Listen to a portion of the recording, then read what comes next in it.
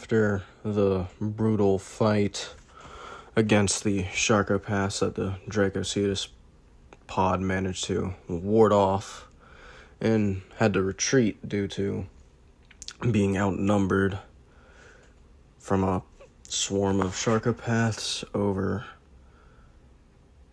say, 20 individuals.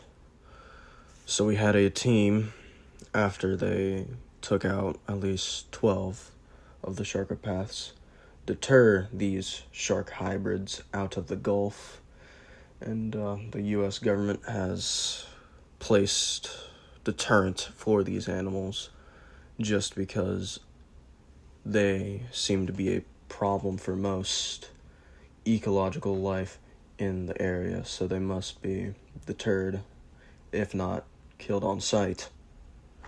But a new animal has entered the Gulf.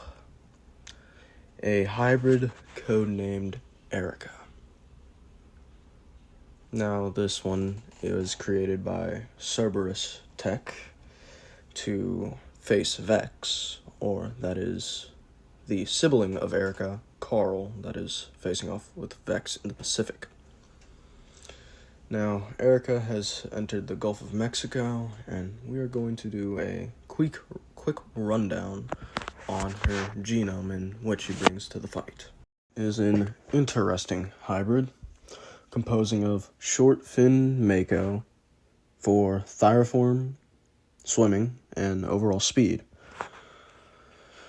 along with orca for size, smarts, and blubber. Then Megalodon was added for its unique biting style, along with its skin. Mosasaurus was added for a snout better adapted to ram into opponents, and giving the hybrid quite good eyesight. Whale shark was added for a mix between its thick whale skin with the blubber and the denticles of a shark.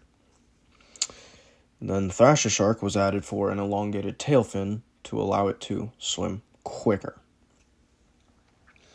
Then axolotl was, so far from what I can tell, was added for the gills.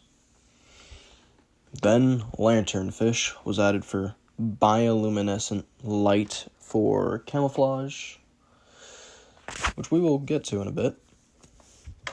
Now, her statistics are a length of 26 feet, a weight of 3.7 tons, a speed of 55 miles per hour, a bite force of 21,000 psi in the front, and a 36 psi in the back. She can at least hold her breath for 30 minutes underwater. So overall, she's a well-rounded hybrid with not many flaws. Although I will say, in terms of using bioluminescence for camouflage and her speed might be a little bit over-calculated or calculated too high, but I don't see it as too much of a problem. It's pretty accurate. I'd say a more reasonable speed would be probably somewhere in the 40s in terms of speed. But the bioluminescence for camouflage, I can see in some environments, but in the shallower areas of the Gulf of Mexico, I don't think it would be really much needed. She already has the counter shading of an orca, which is already pretty solid camouflage. She has much better camouflage than Dracocetus, although the blue does help him camouflage. He also has a lot of orange on him, although orange is one of the first colors to disappear in the water column. Just by distance, still doesn't mean he has better camouflage. It is quite worse than Erika. Now, we will be moving on to the actual fight. Now, for a fight between the two hybrids, I say it's quite a 50-50 fight, as said in Erika's video. For strength, they have very similar bite forces, and I do believe Erika's ram could be slightly stronger than Dracocetus's, just because her snout's more adapted for it, but Dracocetus does have a heavily armored face to help harden rams. So I'd say strength overall is a tie. For speed, it clearly goes to Erika, with Dracocetus being a lot slower than Erika, along with the drag caused by the osteoderms on his back, slowing him down some compared to Erika, who's a lot more streamlined, even though she is quite a burly animal. For durability, it goes to Dracocetus, who can tank a lot more attacks than Erika with his arapaima-like armor, while Erika only has blubber and denticles, which is still pretty effective, but not as effective as the arapaima armor, especially against Dracocetus' teeth, which are specifically designed to pierce through bone in more heavily armored opponents. Next is senses, which is quite interesting because Erika, being a air-breathing animal, for the most part, cannot really use her nostrils for smell because she uses them to breathe air. And I don't think getting water in her lungs will be really good, along with her axolotl gills being the only way for her to breathe underwater from a freshwater amphibian. They don't work, or they would not work as effective, and along with that, they are a major weak spot. So she won't be able to smell, but her eyesight will be pretty good. And I don't know if she has echolocation. She might or might not. But this still does not change the verdict of this fight. Now, Dracocetus, with his combination of echolocation and really good eyesight, would take the edge over Erika's possible echolocation and only eyesight. Now, she may have a lateral line, but I do not know or will not say she has, so senses will go to Dracocetus. Now for size, which usually isn't the biggest factor if they're in similar weight classes, like this matchup, but very important in some cases. So, for size, Dracocetus wins.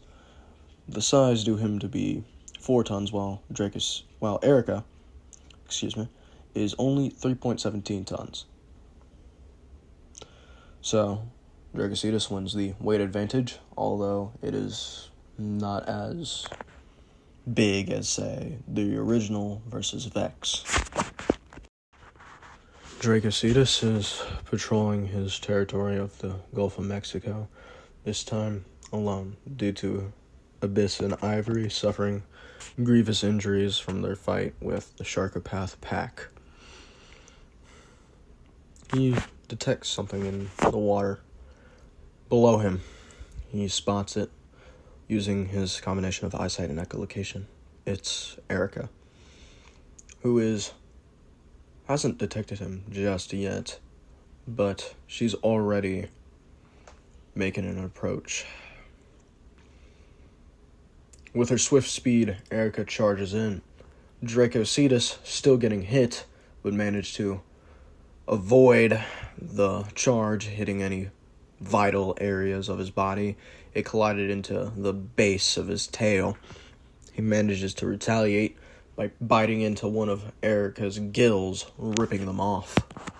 Erika, moving along just fine without those gills, except for a good amount of bleeding, circles around to face Dracocetus once more.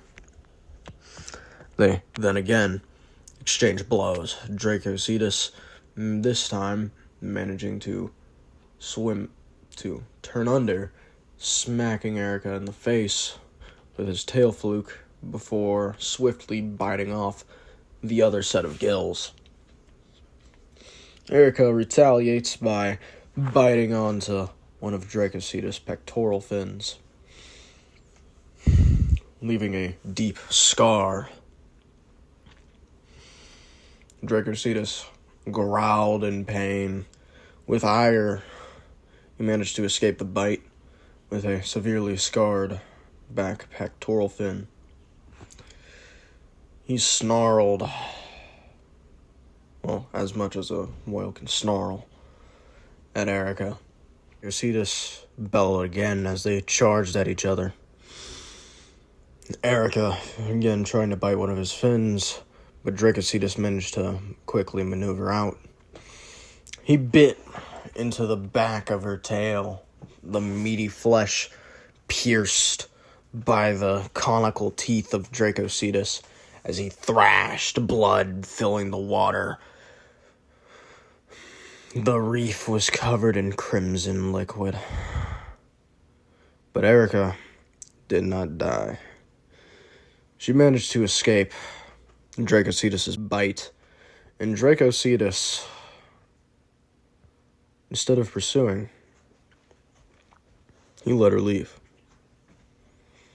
You could tell that Erika was smart enough to know not to come back, especially after such a brutal fight, or more of a swift fight. So Dracocetus and Erika part ways, both leaving each other alone after suffering grievous injuries, although none fatal. Now, to discuss my verdict, I don't think people often consider that most animal fights are not fatal. And I wanted to show this here, that not all hybrid fights have to be to the death.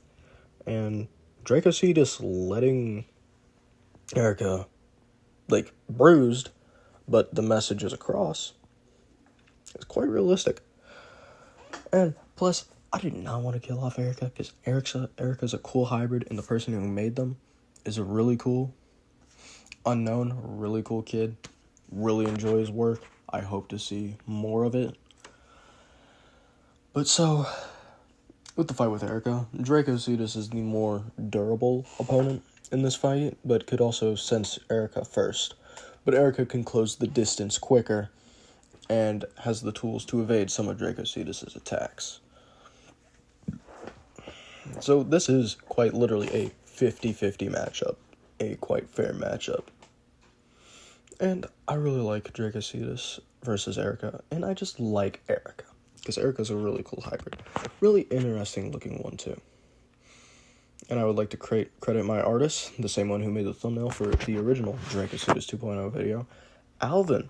Really good friend of mine, really cool artist, and he also made a Dracocetus plush.